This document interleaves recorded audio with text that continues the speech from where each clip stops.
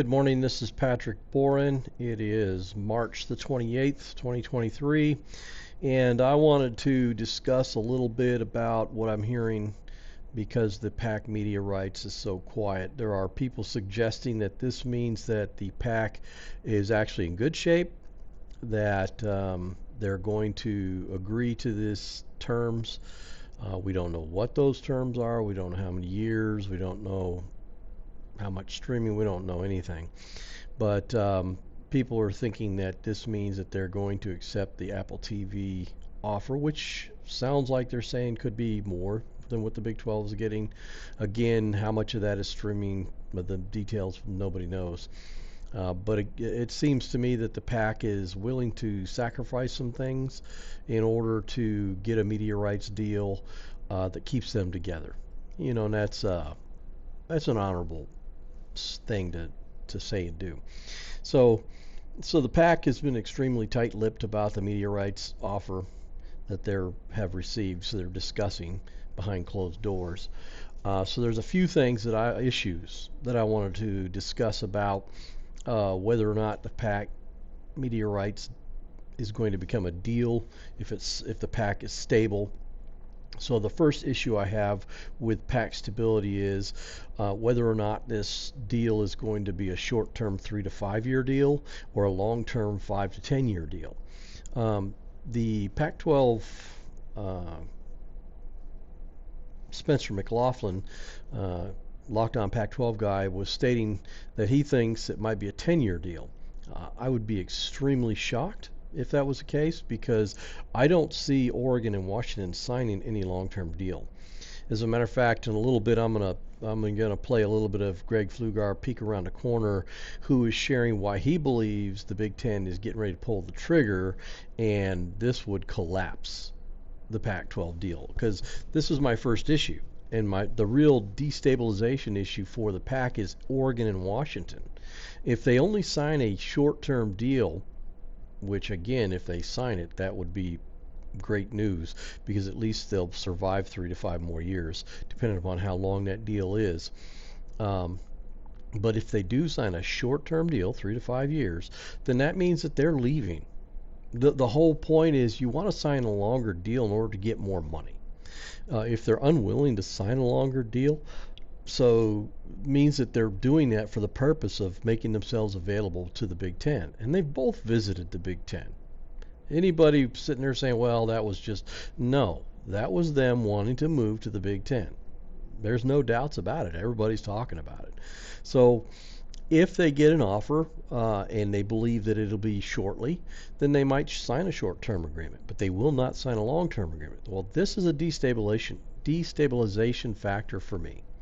If they even sign a short-term deal agreement, it's proving that they're not interested in the long-term PAC survival.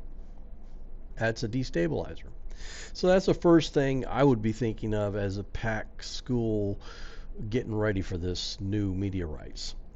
The second issue for the PAC media rights is going to be whether or not Oregon, Washington, and other schools require unequal revenue sharing even for a short-term deal. If you're, again, the Four Corners schools, and number one, you already know Oregon and Washington are planning on leaving at the end of this new GOR because they signed a short term and not a long term. And then number two, they want unequal revenue. It's kind of like, not only are you not invested in the PAC, Oregon and Washington, but now you want to kind of turn the screws on the teams in the Four Corners and basically say, well, we're worth more. You're getting ready to leave, dude. Take it or leave it. This is what I would tell them. But anyways, if they do require unequal revenue, this is another destabilizing factor. These are just points that I wanted to point out regarding the Pac-12 media rights that they're discussing right now behind closed doors. Another issue, the third issue, is if the money is there, is it because the PAC goes all in with Apple TV, which is what I believe that's what's going to happen. And of course, there are people who are saying that's not necessarily a bad deal because Apple TV could sell off rights to games to linear TV programming, just like they have the MLS. And okay, if that happens, great. If they can guarantee 50% or less streaming, I'm not saying streaming's bad. Okay, in the future, it's probably going to become what everybody's going to be using, but we're not in the future now. Right now, linear is exposure. Streaming, you don't have the random people turning to streaming. Right now, you could catch a game randomly on linear just because you're flipping channels and go, oh, hey, let me check this game out. That's not going to happen on streaming. You actually have to go find it and jump on. So clearly exposure in the beginning is going to be an issue until maybe ESPN Plus figures out how to, because they're talking about creating a framework where you would be able to see all the games. You just click on it and it takes you to Fox, click on it, it takes you to Apple, click on it, so they would be like the door, the porch to the rest of the games. That's possible in the future. It's not here now. So the third issue is if it is linear, clearly it wouldn't be linear because ESPN says they're not even close to a deal with the pack. So that's not the issue. If it is going to be linear, even 50% or more, then that's because Apple TV has promised to either allow co-streaming means with linear at the same time, which I don't know why they would do that to themselves, or sell it off as media rights to linear TV programming. And either is possible. So here I wanted to listen to Greg Flugar as to why he believes the Big Ten is getting ready to pull the trigger to expand to more teams, and he's showing how the Big Ten's possible expansion in the next few years, why it keeps discussing a 10 football game for the conference, 10 conference football games. So let's listen to him first. So what is it with the continuous flirtations of the Big Ten expanding to 10 conference games? What is the motivation? We know that one of the motivations to go into divisionless conference is because these athletic directors actually want their schools in the Big Ten to play each other more often than they do now. That's one of the reasons. The other reason, of course, is more of a competitive balance. The Big Ten East has been winning all the Big Ten championship games, so they wanted to go divisionless for equity, for competitive sake, and for the schools to play each other more often. But doesn't going divisionless in the future take care of playing each other more often? The issue is settled. Teams will. If they go to three, if the Big Ten goes to 3 permanent rivals with 16 schools, they will play each other at least once every 2 years. And if there's less than 3 permanent rivals, it will be more than once every 2 years outside of your permanent rival teams, your rival games. So again, I ask you, what's the incentive for the Big Ten to keep flirting with the idea to the point where they're putting it in their coaches' contracts to go to 10 conference games? Is it the TV deal? No, well, it's been signed already. They have enough inventory for the current TV deal. It's all set. NBC, CBS, Fox, BTN, Peacock gets their eight games, streaming games. It's set, everybody. So again, why is it being started to be put in head coaches' contracts? I only can come up with one reason why. Potential more further Big Ten expansion. That's the only conclusion. So, Mr. Flugar is suggesting that the reason why the Big Ten is still holding off on whether or not to go to 10 games instead of 9 conference games, this is something the media partners want, right? So you want more competitive games so that you'll have more viewers. Nobody's watching the non-conference games with the FBS schools, except for the actual local fans of that school. So what he's sharing is really interesting too. This is like my number one destabilizer. That if, and he says in the next couple of years. So that's why I'm saying that if Oregon and Washington actually sign a media rights agreement and it's only 3 to 5 years, that's the evidence for your four corner schools. Now, you may still want to stay together. I understand there's a lot of agreements, a lot of merging there of research and things like that that you want to continue to do, but 3 to 5 years, okay, and that's fine. Again, Brett Yormark has said that he's willing to expand if it's right, and he's got an open door. He's open for business, but he's not trying to kick the door down.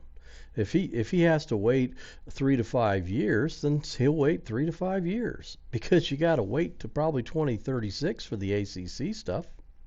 And we all know that whenever that does break, they won't be sticking together because the Big Ten and the SEC are going to go and pull the teams, poach the teams that they want the most, whether that's Florida State, Miami, University of North Carolina, Clemson, and all those.